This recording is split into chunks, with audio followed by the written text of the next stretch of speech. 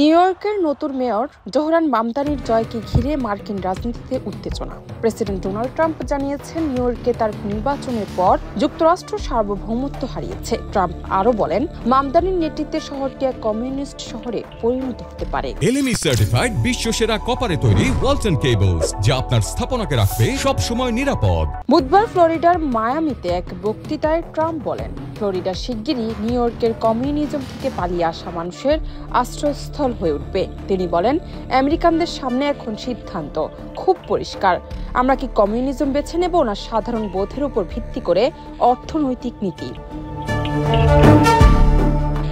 এদিকে নবনির্বাচিত mayor Zohran Mamdani ট্রাম্পের সঙ্গে জীবনযাত্রার ব্যয় এবং মুদ্রাস্ফীতি নিয়ে আলোচনা করতে আগ্রহী।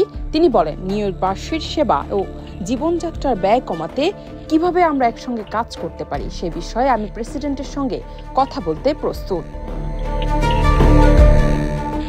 মামদানিকে অভিবাসী মুসলিম রাজনীতিক হিসেবে আউটসাইডার মনে করা হলেও তিনি ব্যবসায়ী মহল এবং রক্ষণশীল গণমাধ্যমের সমালোচনার মধ্যেও জয়ী হয়েছেন। মজার ছলে তিনি বলেন, হোয়াইট হাউস থেকে এখনো তাকে অভিনন্দন জানানো হয়নি। জান্নাত টিপু, দেশ রূপান্তর।